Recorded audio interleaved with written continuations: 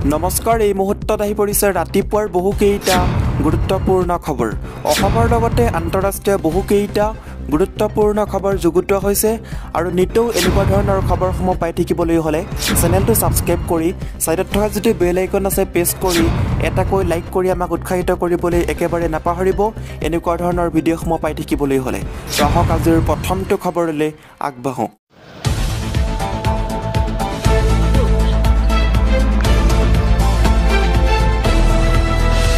আজি আমি এটা সিদ্ধান্ত লৈছিলো যে বিধানসভা শেষ কৰি আমি কাশ্মীৰী ফাইল চাব যাম টিকট বহুত কেইটা বুক কৰি থোৱা আছে বিৰোধী পক্ষৰ সদস্যসকলকো মই নিমন্ত্ৰণ জনাইছো আমি একেলগে যদি চাব যাওঁ একো বেয়া কথা নহয় গতিকে যি সকলৰ সময় আছে চাব যাবৰ কাৰণে মই নিমন্ত্ৰণ জনাই মোৰ বক্তব্য সামৰণি দৰ্শকসকল আজিৰ প্ৰথমটো খবৰে হৈছে এটা ডাঙৰ খবৰ এটা বিগ ব্ৰেকিং নিউজ এই মুহূৰ্তত আমাৰ হাতত আহি পৰিছে চ্যালেঞ্জ কৰি লাভ নাই 1 লাখ চাকৰি হ'বই 10 মেৰ পৰা 10 জুনলৈ কৰ্মযজ্ঞ আমি পাতিম বিধানসভাত মুখ্যমন্ত্ৰী হিমন্ত বিশ্ব শৰ্মাৰ এটা গুৰুত্বপূৰ্ণ মন্তব্য 1 লাখ নিযুক্তি হ'বই মই কৈছো 1 লাখৰ এটাও কম নহয় বুলি মন্তব্য কৰিছে হিমন্ত বিশ্ব শৰ্মাই এই ক্ষেত্ৰত চ্যালেঞ্জ কৰি লাভ নাই গোল খাই যাব বুলি মন্তব্য কৰিছে মোক চ্যালেঞ্জে কৰিব লাগে যে 1 লাখ কিয় 2 লাখ দিয়ক 2 লাখ কিয় 5 লাখ দিয়ক বুলি মঙ্গলবাৰে এনেদৰে কয় 1 লাখ চাকৰি প্ৰদানৰ ক্ষেত্ৰত পুনৰ এবাৰ নিজৰ স্থিতি স্পষ্ট কৰিলে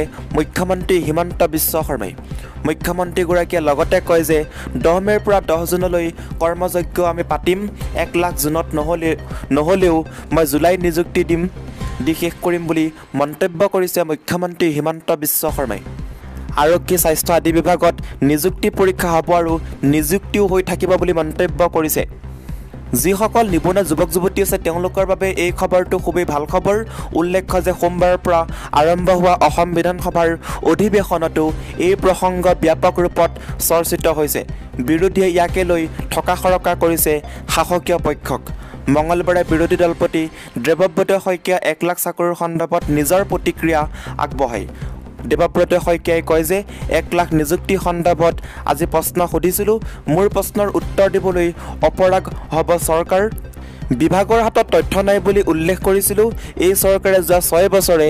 1,07,049টা পদ খালী কৰি ৰাখিছে ইয়াৰ লগতে দৰ্শকসকল 2 নম্বৰ খবৰটি হৈছে এটা গুৰুত্বপূৰ্ণ খবৰ আহি আছে মিছন বসুন্ধৰা 2.0 এটা চৌকাৰ বিপৰীতে পাব 50 বিঘা ভূমিৰ আবণ্টন হিমন্ত বিশ্ব শৰ্মা চৰকাৰৰ বৃহৎ ঘোষণা ৰাজ্যত শীঘ্ৰেই আৰম্ভ হ'ব মিছন বসুন্ধৰা 2.0 ভিজিআৰ পিজিআৰত বসবাস কৰি থকা লোকে পাব ভূমিৰ অধিকাৰ শীঘ্ৰেই উত্থাপন হ'ব ট্ৰাইবেল লেণ্ড পলিচি এটা ট্ৰাইবেল পৰিয়ালৰ এটা চৌকাৰ বিপৰীতে লাভ কৰিব 50 বিঘাৰ ভূমিৰ আবণ্টন প্ৰিমিয়াম অবিহনে লাভ কৰিব এই ভূমিৰ আবণ্টন ভিজিআৰ পিজিআৰত বসবাস কৰি থকা সাধাৰণ লোকেও পাব ভূমিৰ অধিকাৰ চৰকাৰে হাতত তুলি দিব মাটিৰ পৰ্টা বিধানসভাত মুখ্যমন্ত্ৰী হিমন্ত বিশ্ব শৰ্মাই আনুষ্ঠানিকভাৱে ঘোষণা কৰিলে এই কথা হিমন্ত বিশ্ব শৰ্মা চৰকাৰৰ বৃহৎ পদক্ষেপ ৰাজ্যত শীঘ্ৰেই আৰম্ভ কৰা হ'ব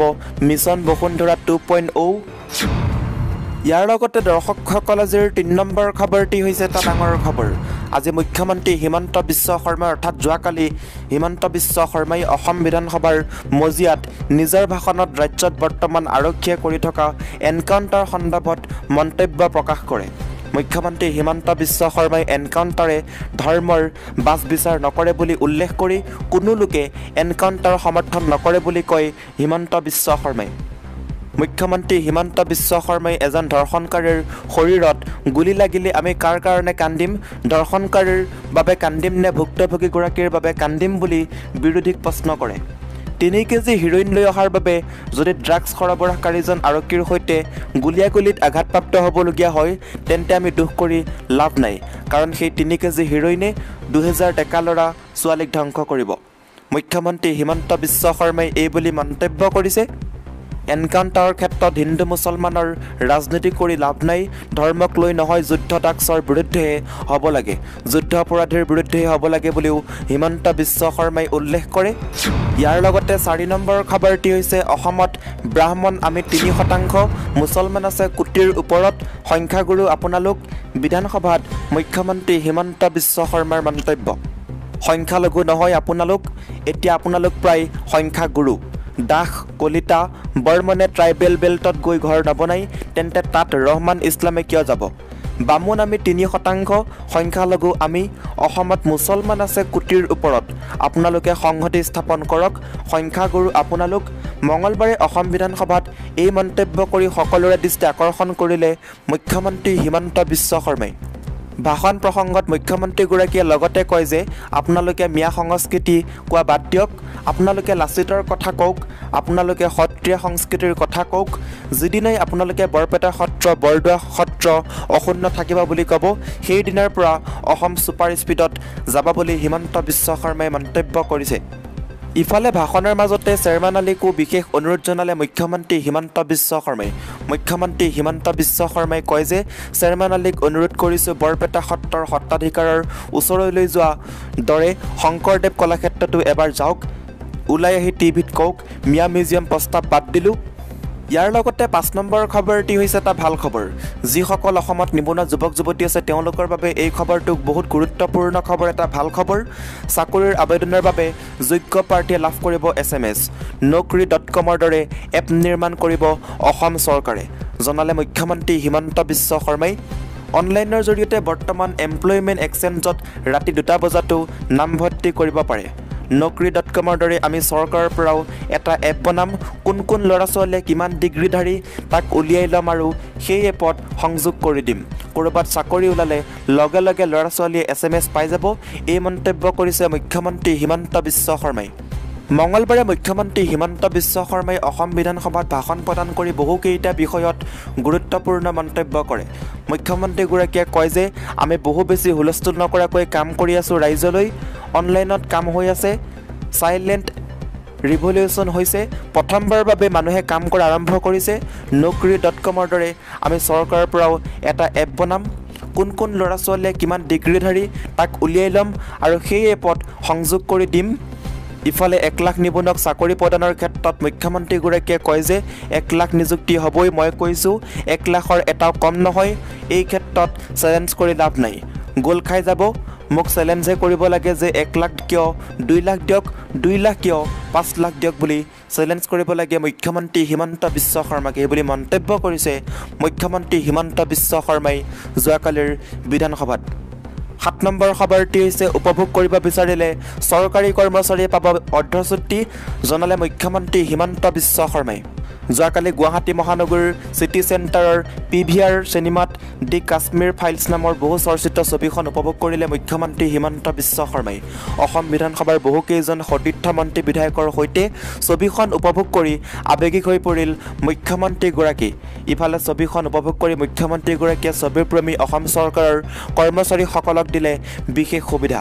চৰকাৰী কৰ্মচাৰীয়ে দি কাশ্মীৰ ফাইলছ উপভোগ কৰিব বিচাৰিলে অৰ্ধচুক্তি লাভ কৰিব।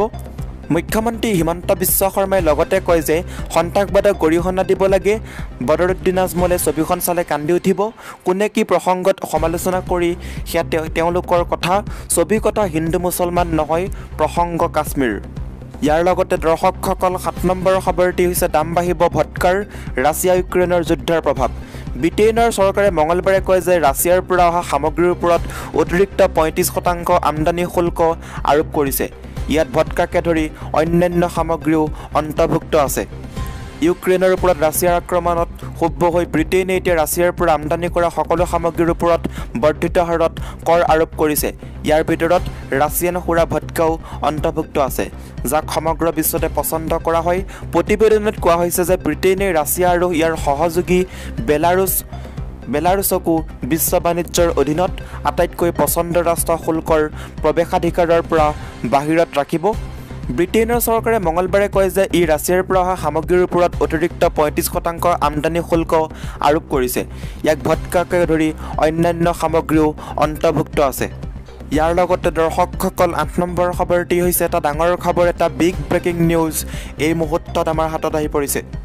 জঘন্য মেট্ৰিক পৰীক্ষা দিবলৈ যোৱা শিক্ষাৰ্থীক দলবদ্ধ ধৰ্ষণ 3জন নৰপিশাচৰ, এই মুহূৰ্তত আহি পৰিছে এটা ডাঙৰ খবৰ, এটা বিগ ব্ৰেকিং নিউজ। পৰীক্ষা দিবলৈ যোৱা এগৰাকী ছাত্ৰীক 3জন লোকে অপহৰণ কৰি দলবদ্ধ ধৰ্ষণ কৰাৰ বাতৰি আহিছে। আশ্চৰ্যজনকভাৱে পানবাৰী অঞ্চলত সংঘটিত হয় এই জঘন্য ঘটনা সম্পৰ্কত কোনো ধৰণৰ গোচৰ ৰুজু হোৱা নাই বৰ্তমানলৈকে। অৱশ্যে চিৰাঙৰ আৰক্ষী অধীক্ষকৰ তৎপৰতাত বিজনী আৰক্ষী থানাই পিছত এক অভিযান আৰম্ভ কৰে আৰু ঘটনাটোৰ সন্দৰ্ভত এজন অপৰাধীক আটক কৰিবলৈ সক্ষম হয়। গ্ৰেপ্তাৰ কৰা অপৰাধীজনক সাইফুল ইছলাম বুলি চিনাক্ত কৰা হৈছে। ইফালে এই জঘন্য ঘটনাটো সংঘটিত কৰা আন 2জন লোক ক্ৰমে জিয়াদুৰ ৰহমান, মফিজ আলী এতিয়াও পলাতক অৱস্থাত আছে। জানিব পৰা অনুসৰি কিশোৰীগৰাকীক বলপূৰ্বকভাৱে খেতি পথাৰলৈ লৈ গৈ নৰপিশাচ 3জনে ধৰ্ষণ কৰিছিল। ইয়াৰ লগতে দৰ্শকসকল 9 নম্বৰ শেহতীয়া খবৰটি হৈছে এটা ডাঙৰ খবৰ। হাইস্কুল শিক্ষান্ত পৰীক্ষাৰ্থীৰ চৰম সিদ্ধান্ত। হাইস্কুল শিক্ষান্ত পৰীক্ষাৰ্থীয়ে বাছি ল'লে চৰম সিদ্ধান্ত। অভয়াপুৰীৰ আমটোলাৰ ঘটনা। ছাত্ৰজনৰ নাম পৱন ৰায় বুলি জানিব পৰা গৈছে। উত্তৰ খালমুৰাৰ DPM বিদ্যালয়ৰ ছাত্ৰ পৱন ৰায় উদ্ধাৰ ছাত্ৰজনৰ মৃতদেহ। হাইস্কুল শিক্ষান্ত পৰীক্ষাৰ্থীয়ে বাছি ল'লে চৰম পন্থা। অভয়াপুৰীৰ আমটোলাৰ এই ভয়ংকৰ ঘটনা সংঘটিত হৈছে। ছাত্ৰজনৰ নাম পৱন ৰায় বুলি জানিব পৰা গৈছে। দৰ্শকসকল, আজিৰ এই ভিডিঅ'টোৰ মাধ্যমেৰে আপোনালোকক বহুকেইটা গুৰুত্বপূৰ্ণ খবৰ দিব চেষ্টা কৰিলোঁ। যদি খবৰকেইটা শুনি ভাল লাগিছে লাইক কৰিব, শ্বেয়াৰ কৰিব, চেনেলটো ছাবস্ক্ৰাইব কৰিবলৈ নাপাহৰিব এনেকুৱা ধৰণৰ গুৰুত্বপূৰ্ণ খবৰসমূহ পাই থাকিবলৈ।